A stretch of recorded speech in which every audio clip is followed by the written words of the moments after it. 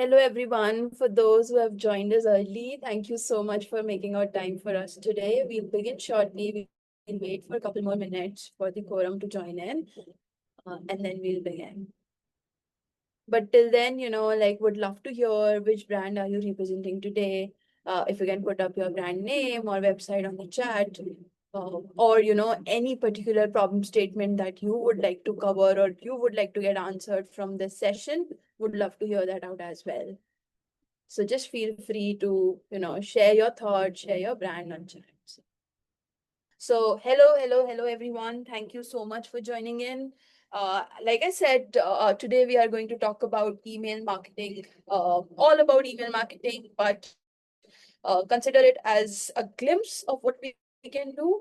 But there is even deeper things that we can perform, execute. Whatever you hear today would be a trailer of what can be done with BIK on email marketing. And just to recap, BIK is an all-in-one marketing automation plus customer support platform. Only and only for e-commerce companies. We are trusted by 600 plus global brands backed by Sequoia, Y Combinator, and Chain Smokers. We are a Shopify Spotlight partners and been in business for last 3 years now.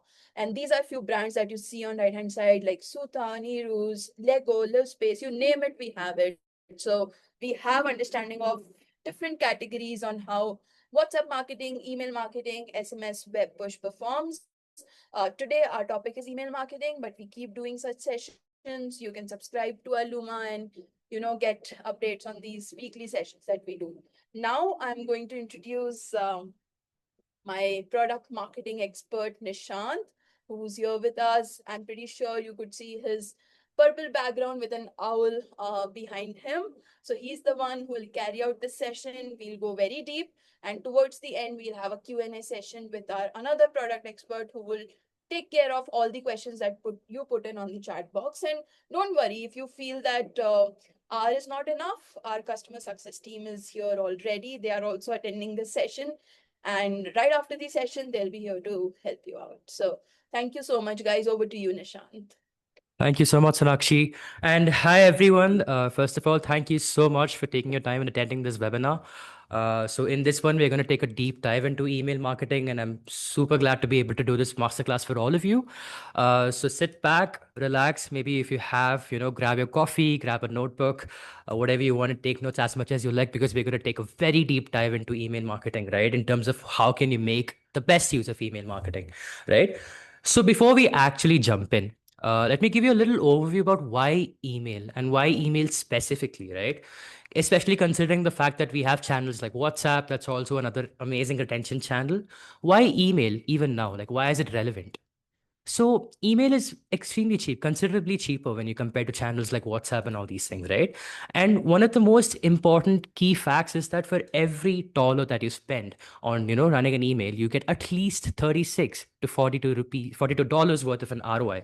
That's an established stat that's already exists, right? So for every single dollar that you're spending, you're getting $42 in return on an average, which is staggering considering how channels perform, right? And it's also a very effective channel in terms of, acquiring your customers, like for instance, you do a lot of ads, and I think ads probably within itself will, flatten out eventually. But then when you have email, when you have an email list, right, that's your own audience. That's your own set of people who are, your advocates of the brand, right? And they are the ones who are going to be the largest lever in terms of retention, right? So let's, quick dive, deep dive into this. Now, if you see right now on an average, right, this is actually a stat that we took from one of our brands there in the apparel space, and they're doing phenomenally well. Like, when you open the dashboard and see, they see amazing numbers in terms of, the kind of delivery rates, in terms of the open rates, click through rates, and even the ROI. Like, for instance, you can see, 105 times the ROI from just email, right? Now, this is massive. This is absolutely mind-boggling when you think about the kind of ROI figures that we're getting, right? And we're seeing 54% read rate. Like usually within 20 to 40% of emails being read is a very good number. But when you're saying 54%, that is a great number. So if you look at all of this, right, we can easily, come to the fact that email is your highest ROI channel. Because let's face it, if we look at WhatsApp or if we look at all these channels, right, it will be, creatively limited, right? There is not a lot you can do in terms of customization, in terms of how you make it look visually, in terms of how you portray your brand language, and how you make it stand out, right? And email is one of those channels which gives you the absolute potential to make yourself stand out, right? And considering how cheap emails is and the volume game that you can play with it, it's going to give you massive, massive ROI. And we will dive deeper into how you can make the best use of it. And before we jump in, let me just go ahead and give you something in terms of technicals. Like, what are the absolute must-haves technically in order to make sure that your email is all set and ready to go, right? First thing is we have to configure the SPF, DKIM, DMARC from your domain to the platform, right? Let's just say to the ESP or BIK. Now, in this case, we should have the SPF records, the DKIM record, and the DMARC record, published in the platform. And you should also be using something like MX Toolbox to verify whether if this, the center domain is verified or not, right? And the next thing that you'll have to do is, have a proper warm-up protocol. Now, what do we mean by a proper warm-up protocol? Now, we have a new domain, we have an email set up. Now, in this case, we have to tell our email service providers or the end, people like Gmail or Yahoo and all these folks, right? That you're going to be doing healthy engagement. You're going to have to give them a little bit of heads up about how you're going to be engaging with your customers. So in that case, we should, sort of do run these emails and make sure that, uh, that you get to have an idea of how they're behaving. And to actually go ahead and get started with these warm-ups, right? Having the most recently subscribed customers or having the most recently engaged customers, they are your absolute gold mine in terms of warming up the emails. The more recent, the more recently engaged or the most recently subscribed folks that you have, they will basically engage a lot better with these emails. You'll see them opening, you'll see them clicking, you'll have all of these things going on. And along with that, I think also having automation set right at the beginning when you're doing like a warm-up plan also makes it a lot more easier and a lot more beneficial, especially when you're warming up. But what we'll have to do along with the warm up is that we'll have to increase the size of the emails that you're sending gradually. Like, do not ever do it in a case where you're doing 100% increase. Like, for instance, I have 5,000 audience. The next part, I'll send to 10,000 audience or like 50,000 audience. Do not double it. Increase the number of audience that you're doing gradually, right? The number of audience that receive the email gradually. Maybe start with, let's say, people who subscribed very recently, and then move your way towards people who have like maybe made a last purchase in the last few days, or you can also go ahead within the last 30 days of engagement, 60 days of engagement, and then 120 days of engagement. Work your way up towards how we are going to like reach out the audience. And this is something that you should do let us say over a month period to make sure that your email engagement is actually healthy. And also ESPs understand that, okay, this brand is actually engaging with the customers in a much more healthy way possible. And the next part of all of this is to basically send from an authenticated domain. Like, for instance, you could send an email from info at the rate, candycrush.com, or let's say marketing at the rate, cherryblossom.com. Like, use these kinds of domains and maybe even have a further subdomain in that in place, right? So that even if it takes a hit, it does not directly, sort of affect your main domain. It actually sits right there.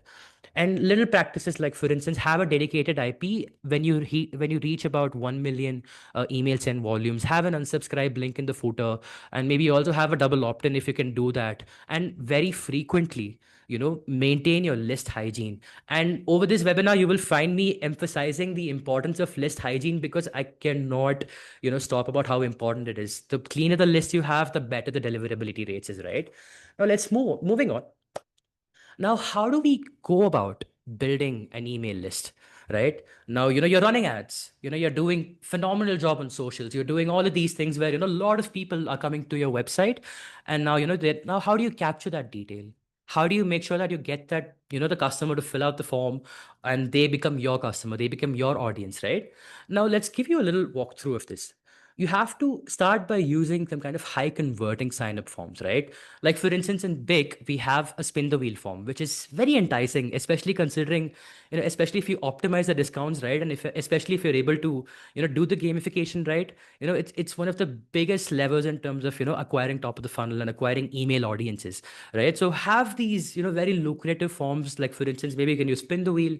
You can also go ahead and give them a very lucrative first time discount if they come in. That customers love, right? Because there has to be some kind of an incentive as to why should I sign up for your brand, right? So go ahead and give those incentives, and make sure that customers are enticed before they actually go ahead and sign up. And one more thing that I would also probably emphasize on, although this is something very debated, is if you can do this, try to ensure you're having double opt-ins. Now, the thing with double opt-ins is that, yes, there is going to be a little bit of friction, because considering the fact that once they fill up the form and then they go to the email, they'll have to again consent so that they actually become a part of your email list, right? That is going to cause a little bit of friction. That is going to maybe decrease the growth rate. But one of the key benefits is super important, is that it will build a quality audience, right? That is very important, because if you do a single opt-in, what might happen is that the audience might get dormant eventually, right? Or it could also be like something that I could just fill up for the namesake. I could put a fake email and get the offer for that time being, right? So in that case, having double opt-ins will ensure that you only get verified emails, you get a real person behind the email, and it's completely valid, right? So that is one of the best parts about doing this. Although it's going to decrease the growth rate, but it's going to make sure that it's going to be sustainable, which is very important when you're building an email list. And as we keep going down the line, I would also suggest that we keep verifying and we keep cleaning the email list every 4 to 6 months. And that is very important, because customers could actually go inactive, or there could also be a lot of spam emails or junk and things like that, which actually, if when you're trying to send out these emails, and if they keep repeatedly bouncing and repeatedly not landing in these inboxes, right, that will definitely take a hit in terms of the deliverability rate, right? So one good practice that I would obviously suggest is to sort of verify and clean up your email list every 4 to 6 months. And what we are doing as a platform, as a product, to make sure that we are doing this right, like we have a suppression list as a feature. So what basically happens is, let's say if an email goes onto hard bounce, or if it bounces more than 7 times, right, that becomes a part of the suppression list. So which eventually means that these customers will eventually not get these emails, right? So you actually can maintain good health in terms of how your emails are landing, and who gets the right kind of emails, right? So suppression list is something that we are doing, and we also have a recovery mode to make sure that if at all your email deliverability rate goes down, or if, let me say, you said two or three more campaigns, and then there happens to be a situation where there are more frequent bounces, you can switch on a recovery mode, and that will take care of the rest of it in terms of how you go ahead and engage with your customers, right? Now let's dive into the next big part of having of this masterclass, that is segmentation strategy. Because segmentation really is your best friend when it comes to launching out these really cool emails. Like, for instance, back in the days of marketing, we used to send a lot of spray and pray campaigns. I mean, it worked for a certain extent, but considering how customer preferences are changing and how they want more personalized messages, right? Like, that's something that means them. Because one of the things that when it comes to marketing is all about knowing your customer, and customers want to feel known, right? That is super important in this process. Now, this is exactly why segmentation matters. Like, I cannot stress the importance of segmentation enough, because it's your absolute best friend coupled with automations, right? Now, how can you go ahead and segment these emails, right? With BIK, we have a very extensive segmentation engine where you can actually go ahead and dive deeper in terms of, like the product viewed, or who actually added to cart, who checked out. It's very extensive, and anything that you can probably think of in the realm of Shopify, you can segment it and you can target your audience on the basis of that. Like that be in terms of gender, location, demographics, what did they last purchase, which product did they review recently, or which is something that they added to cart, what they did on checkout. On basis of all of these parameters, or all these information about a particular customer, you'll be able to send out these beautiful upsell, cross sell, re-engagement nudging campaigns, right? So go and dive as deep as possible when you're trying to segment and send out these emails. And make sure that when you're segmenting, audience receive the message on the basis of relevancy, or something that they have engaged with. Like, for instance, if there's an abandoned cart, right, like the next best step is to recover the abandoned cart by sending them an email. That is relevant. Or if they belong to a particular location, let me say, I'm in Bangalore, or somebody else is in Mumbai, so you can use that as a particular information and start sending out messages, because there is a lot of relevance, right? So segmentation is super important, and it really matters. uh, all right. So you can see, right, for example, what I've mentioned here is, new in women's tops, right? So you can send something like this, some kind of message to these customers who have actually browsed the category, or you've actually viewed a product page of that sort, right? So you know that, okay, this customer is showing intent towards the kind of message that I want to send. So let me send out that message to them. So that makes it super easy in that case, right? So this is segmentation. Now, also one more thing that I also want to stress the importance of when it comes to segmenting is that it is a very good practice to exclude customers who have not engaged with your brand for more than 6 months. Let me say, maybe the last purchase was somewhere beyond 6 months, or maybe they have not. You might be sending them emails more often, but they haven't opened or clicked any of these, right? This will be a part of your email cleanup. So this will also be a part of them, the purchase pattern that they display as a customer. So it is good practice to exclude these people who are, let me say, who have not engaged with your brand for more than 6 months. Or if you want to re-engage with them, you can actually go ahead and collect a fresh opt-in. So in that case, you know who wants to be a part of this journey and who doesn't, right? And if they do not want to be a part of this journey, we can probably eliminate them and go ahead with the ones that are actually in there. And like I'd mentioned earlier when I was also talking about in the warm-ups, right? Recently opted in and like the most engaged segments, they play a very significant role as well. So this also plays a very key role in terms of how you warm up these emails, right? So, you can, like, for instance, the automations in terms of the most recently purchased, in terms of who filled out your forms recently, they're all your gold mine. They're all the absolute gold mine when it comes to warming up the emails. Okay. Awesome. So now let's jump into the next part, that is mobile first design. Uh, Again, a lot of customers, we are all mobile. That is exactly the reason why WhatsApp works as well, right? But then we'd also needs to see, you have to play the same game in terms of email as well, right? We have to make sure that, it's actually mobile friendly and mobile optimized, because 70% of D2C audience, your customers, are on mobile. Very few folks are actually on the desktop, browsing, right? So it's on mobile because people love it. It's very convenient. It's very easy to check things out and actually go ahead and make a purchase, right? So in this case, you have to make sure that the emails are, mobile friendly, and the CTA buttons that you're actually including with that email, it is visible, it is large enough so that people have the propensity to go and click that email, right? And even before sending out a campaign, even while you're going ahead and making that template, just preview the mail on a mobile as well and see how it looks, right? Make sure that it looks nice, it looks very easy to sort of skim and browse through, and then you go ahead and send out these emails to your customers, because mobile is super, super important when it comes to doing that. Now, let's go to the next part of this to the masterclass. That is, how do you write a good subject line? Because subject line is the hook. Subject line is the entry point to which your customer is perhaps going to open or even click and make the next big purchase, right? How do you write that? Like, how do you get them hooked enough to the point that they actually open the email? So let's look at it step by step, right? Your subject lines should be short enough. First of all, having longer subject lines actually ruins the visibility in the inbox, so that it becomes very difficult to get the context of the message, or what is it all about, right? So have a short and simple subject line that is easy to read and easy to understand, essentially, when you're like going out there, and make it just 5 to 8 words maximum, like not more than that. You may try and overshoot it a little bit, but it's a best practice to keep it within this range, about 5 to 8 words basically. And then try to sort of create a sense of curiosity or maybe urgency. Like, for instance, there's a limited time sale, shop now, right? That kind of urgency with your customers without being super clickbaity, because clickbaity mails will actually, will lead to people marking them as spam, right? So try out this kind of a way where, you have something, much more that stems curiosity, that simulates it basically. So the next thing also is to personalize these emails. Like, for instance, instead of saying there's a limited time sale, go ahead and shop now. This is for you. This why don't you probably include a name? Hey Nishanth, this is something for you. Check it out, right? Like, personalization is something that will obviously grab the eyeballs. People want to see that, right? Let's see what it is all about, because it's like obviously a simple step to ensure that customers are actually feeling belong. So have little blocks of customization when you're writing the subject line, and also go ahead and test out emojis. Like, feel free to do that, don't overdo it although, but test out emojis, test out how you want to write these subject line. Just try to make sure that however you're doing that, how does it go along with the tone of the brand, right? How does it speak the language of my brand? That is something that you can test continuously and iterate on the basis of that. And now let's come to the next part of this, that is the subject lines, right? Now we have the preview text.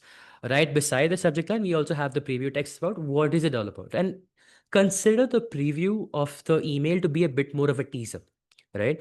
So in that case, if it's a teaser, we can write something that actually complements whatever is there in the subject line, like get an exclusive sneak peek inside what we have to offer, or, here are a bunch of cool things that we have to offer for you.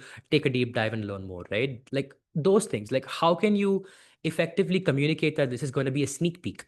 So try and write subject lines along those lines. I'm sorry, I think there's a bit of a technical issue going on here. Yeah. Is my screen visible again? I guess it is. Awesome. And the last step when you're actually going ahead and addressing the subject line is try to avoid all caps, or let me say free and like say the spammy words, right? Like free and all that stuff. Because if you write all cap subject lines, people are immediately going to be alarmed by it, right? Usually spam mails have all caps in them as subject line. So that it instantly triggers this sort of a signal that, okay, this is going to be something spam. So try to avoid that as much as possible. Uh, Also, like, try to exclude using words like free and all these spammy words, like, especially that is very important because that will trigger the signal to the ESP that this could likely be a spam email.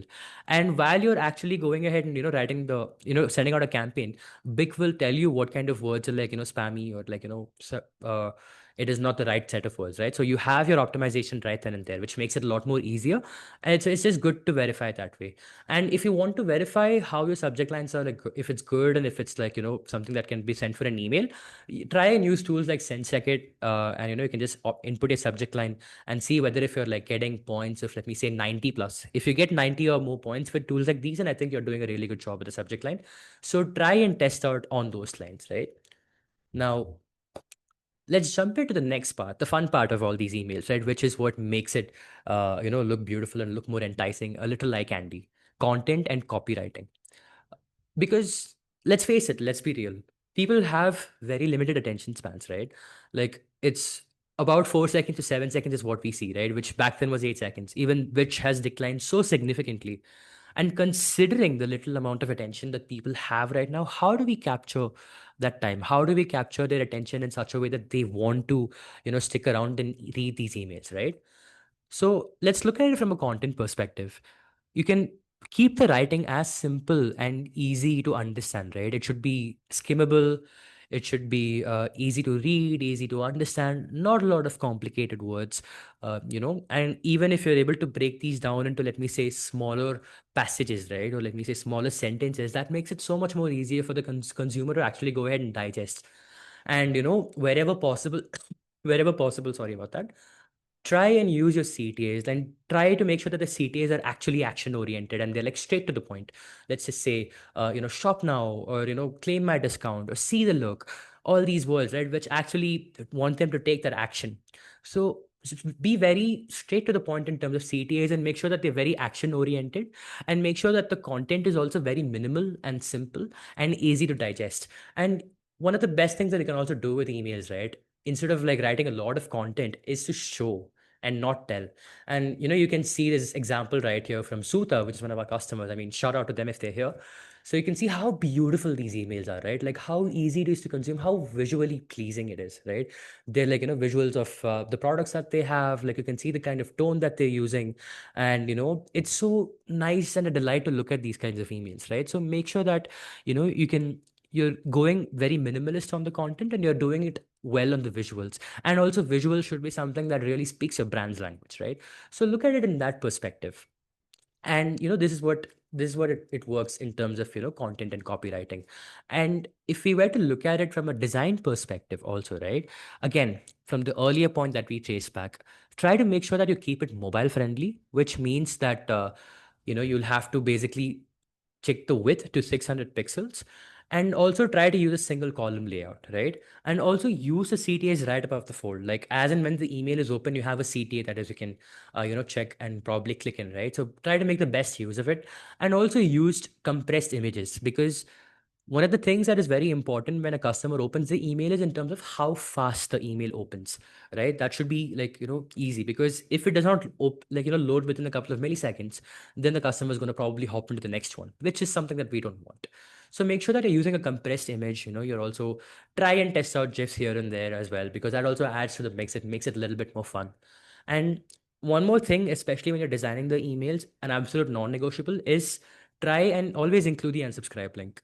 Include the company's address and the privacy info, right? These are things that actually are required when you're sending out an email to make it compliant, right? So now let's jump into the next part. And these are the types of campaigns, the absolute basics that you should try and go ahead and send out to your customers, right? So the first thing is, as and when a customer becomes a part of your email list, send them welcome series emails, send them campaigns. You can send them at least 2 to 4 emails, like talk a bit more about your brand, bit more about the story, about like why you're building the brand, like what is it going behind the scenes. Try to put some social proofing along those lines, and then greet them with an offer. Like, give them something that, okay, I should probably go ahead and purchase, right? Because they've been sticking around for so long, like let's just give them an offer. So do that. And then after that, also do out, like, launch an abandoned cart campaign, or you can also do win back campaigns. And especially along these places, you have to try and, remind them that you're there, and try to give them a bit of urgency, right? Like make sure that, this is like a limited time thing. Go ahead and check it out now, right? Just give them a little bit of urgency, and you can also add a little, social proofing to the mix, right? So do all these kinds of campaigns, and we also write win back campaigns, because win back campaigns are really cool. Like for instance, it's just your way of telling that you miss the customer, you miss them, and you want them back, right? So send out these beautiful win back campaigns to your customers, and I'm sure that they're going to be very delighted, and they would obviously want to come back, right? And whenever you're having any kind of promotions, like you might be having a limited time sale, or you might be having a seasonal drop, flash sale, you name it, right? Do that as well as a campaign, and launch out these blasts, and eventually you'll have, like, it'll help you. And also go ahead and sorry, and have post purchase email campaigns as well. Like for instance, um, once the order is confirmed, you can have automations that say, thank you email, and you have an order confirmation mail with the shipping. And try to also get them to, build social proofing. Like once the product is delivered, let's try to get a review from these customers, right? That also really helps. So that kind of emails. And again, after that, if you have, let me say, you can also send out content that actually helps the customer to get educated. Like for instance, if you have a skincare brand, then like how can we help them, how can we help our customers integrate that product into their lifestyle, right? Or what more can we do with it? Like what are the possibilities that you can do have along with the product? So send that kind of emails out there. Like send some tips, send some tutorials, and you can send some blogs. Or maybe if you have like a plant, if you're selling plants out there, like you can send them how do you maintain a plant, or what are steps to take care of it, like so on and so forth. It, right?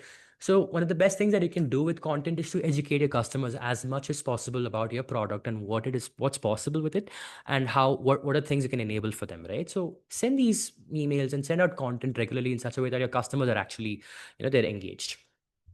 And now also looking at automations, I think, which also we have out of the box automations right out of BIK. Once the customer becomes a part of the email list, you can send out a welcome flow. And as and when they, abandon the product view, or as and when they abandon the cart or checkout, have automations for those touch points as well. And then, you can also have a post purchase flow, like, for example, when they purchase, we can collect reviews, and, so on and so forth.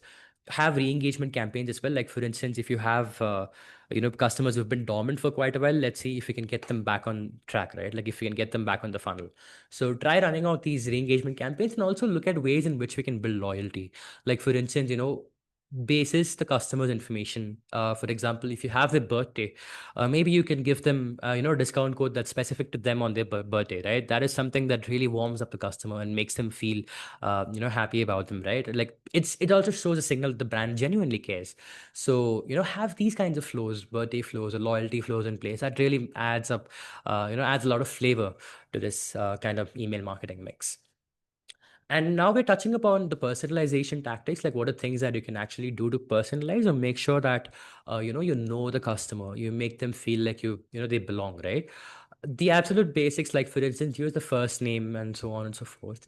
And if you have specifics about the location of where the customer is, and if you're running campaigns along those lines where you're offering region-based discounts and so forth, try to tap in and put in the location as well, right? And one more thing that you can actually do is you can recommend products based on kind of behavior that they've displayed in the past.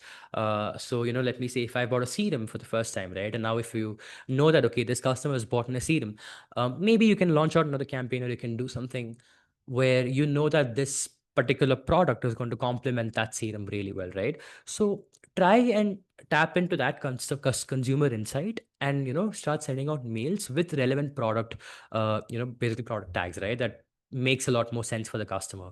And the next thing is obviously personalize the subject line, and also look at it in terms of the timings as well, right? Like if you see customers are more likely to open on a particular email, I mean, sorry, if they're more likely to open at a particular time, then use that and send based on the timing or which particular time zone, if they belong to, maybe if you're having international customers, and also trigger based, right?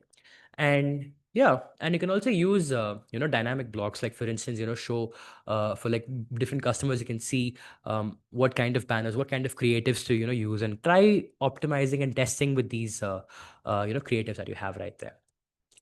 Now, how do you scale, the emails when you're like, sending them, right? How do you like make sure that you're able to deliver it, and how do increase volumes, right? So what we can do is, for looking at, let's probably, if you have a lot of email that you're sending out, let me say about 50K or 100K emails per day, then it's better to have a subdomain. That's just a good practice, right? To have an extra subdomain per every additional 50,000 or 100,000 emails, right? And the next thing is also, when you're warming up, start very gradually.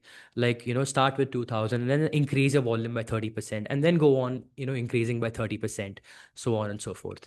And also prioritize sending emails based on engagement markers, based on clicks, based on openers, based on recent subscribes, or based on certain activity that they've shown with your brand. Try to, basically prioritize those engagement markers and that recency markers, and send out those emails based on that. And the next point is also to spread across like the open time and the engagement time, which is something that we mentioned already.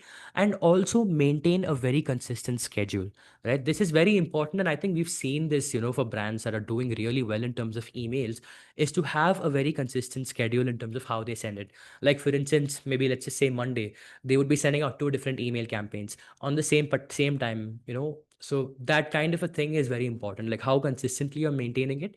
It shouldn't be a case where you send 3 4 campaigns in one day, and then you send just one campaign or two campaigns another, you skip an entire day altogether, right? So it's an exercise. So maintain that consistency when you're trying to send out these emails, right? Like you can have a fixed schedule, and also monitor the performance. Like for instance, how your ISPs are actually looking at it in email. Like if you want to check it, right, in BIK, try to use the postmaster tool integration to check how the email domain is performing, and just see how the rating has been working, right? And a very important tip is, to not increase the sending volume by more than 20 or 30% per week. This is very important if you want to maintain your sender reputation, right? Yeah.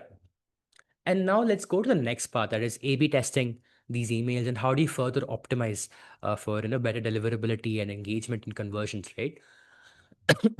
Now, what you can do is start by testing out subject lines for different audiences. Like, for instance, for a certain cohort, test a different subject line, and for another cohort, try different subject lines. Like, do a bivariate test on that.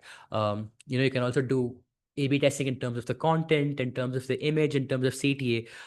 Maybe for one cohort, you can have like shop now, and for the other cohort, you can say shop the look, or check out what we have. Look at all these different creatives that you can probably play with, and try doing an A/B test basis of that. But just make sure that you're able to do it at one variable at a time, right? Like, do not try and maybe squeeze all of these variables into a different A/B test, right? If you're doing an A/B testing, try maybe doing it with one with subject line, or one with the image, or one with the CTA, little things like that. And always keep iterating based on what you're learning, right? Like whatever you're seeing through data points, just take those learnings, and on that basis try and iterate those emails, and make sure that it's working. And don't completely rely on gut feel in itself, right? And now that we have covered so much, let's look at the metrics that you should always keep an eye out for when you're doing email marketing, right?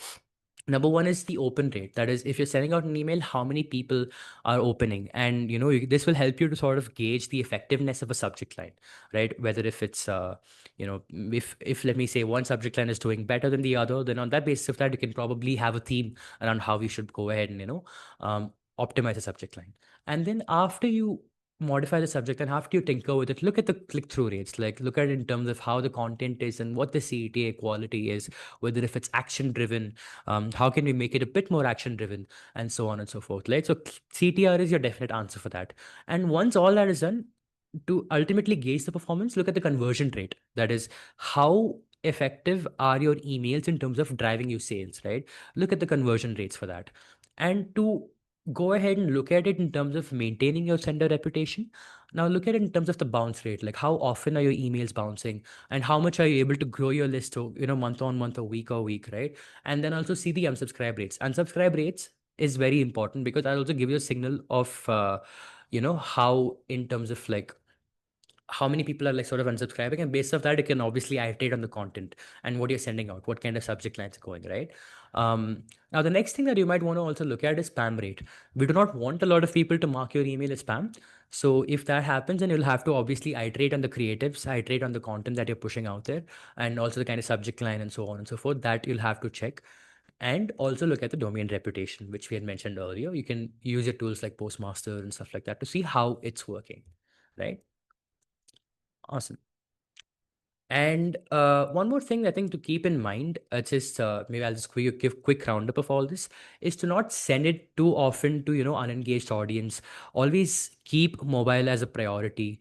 And one more important thing is to not offer too many discounts, right? I think it, although it boils down to the brand philosophy, but it's just generally a good practice to avoid giving way too many discounts, to make sure that it does not erode your brand equity, because we don't want the impression that okay, this brand runs on discounts, right? We want a bit more consistency, a bit more sustainability in terms of that. So let's not give away way too many discounts. And obviously generic content with no personalization, that does not work in this day and age. So it's better to sort of customize on the base of segments in terms of who you're sending it to, and make sure that you have a voice when you're doing email marketing, right? Because your customers are in with you for a journey, and when they're in that journey with you, they should make sure that there is a consistency in terms of the brand, in terms of what you're standing for, what kind of voice are you going after. So make sure that you have a voice in terms of email marketing, right? Like make sure that they are a part of you and they are coming with you to in a journey, right? And the last thing, it's a very general thing, is to make sure that the content is skimmable and easy to digest, right? Yeah. And now we are at the conclusion of the email marketing masterclass, right? Now, what are the final takeaways that we can, absorb from this particular session? Make sure it's your most valuable asset. The email list that you have, or the contact list that you have, is your most valuable asset. Own it, right? That's something that it should be built over time. So make sure that you own your list. And again, segment the audience and personalize and send a lot of relevant messaging based on the customer's pulse, right? Again, I will tell this, segmentation is your best friend. So keep segmenting, keep diving deep, and keep playing and keep testing and iterating based on the customer's pulse, right? Do that more often, and try and personalize as much as possible. And one more thing that I would also mention is to keep focusing on deliverability. Let deliverability be your prime driver, and let the sender reputation also be a prime driver, to make sure that it's you're building long term reputation, and you're also able to obtain a good amount of ROI, right? And also monitor your bounce rates, spam rates, your domain reputation, and unsubscribe frequently, basis which you can keep iterating and making sure that your content works really well. And last but certainly not the least, your email isn't just a sales tool, right?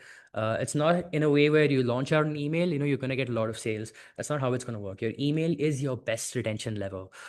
That's where a lot of your customers are, and if you play the game right, you're going to have long lasting relationships with your customers, right? Yes, with that, we are at the end of the presentation, and I hope you all liked it. If you have any questions, feel free to put them in the chat box.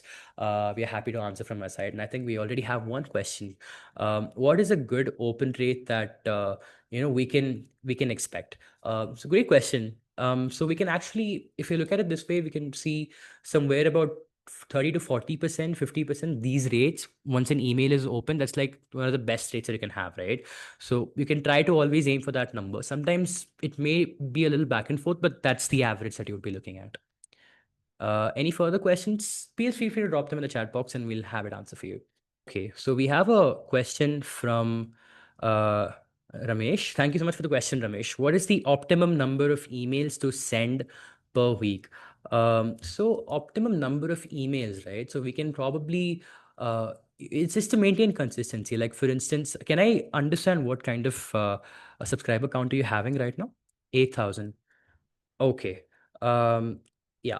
So for if you're having about 8,000 subscribers, and are these like recently built audiences, right?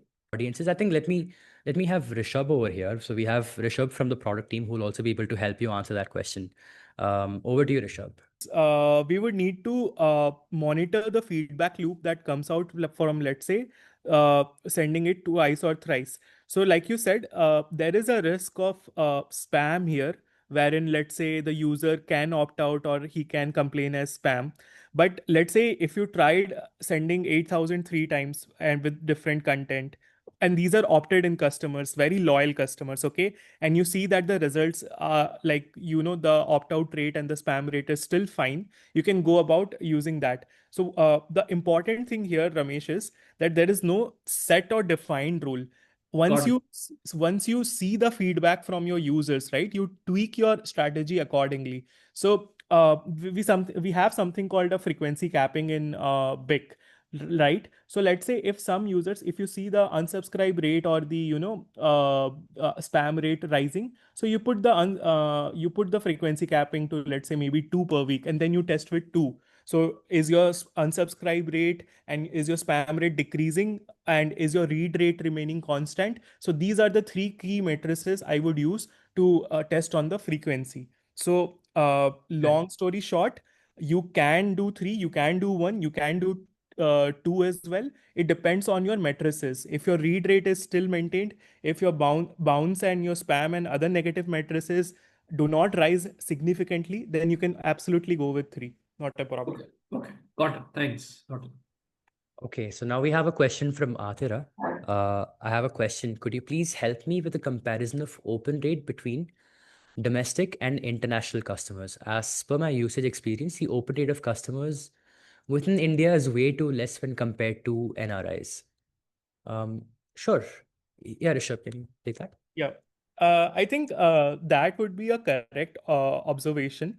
And not only India and international, it also varies by industry. So, for example, let's say the average in case of e-commerce would be something around, let's say, 22%. However, let's say if you are in, let's say, healthcare or maybe education, the numbers could be really different. And it does vary by geography. So that is there. We have some very standard surveys that have been done on email. Maybe my team and I could share that numbers across to you. But your initial hypothesis is obviously correct, because those are the results that we have seen from the previous surveys. Um, that's the end of the question and answer session. So anyway, thank you so much, everyone, for being a part of this webinar, and I hope this was informative and you've managed to learn about email marketing. And we hope we tried our best to cover this extensively as possible.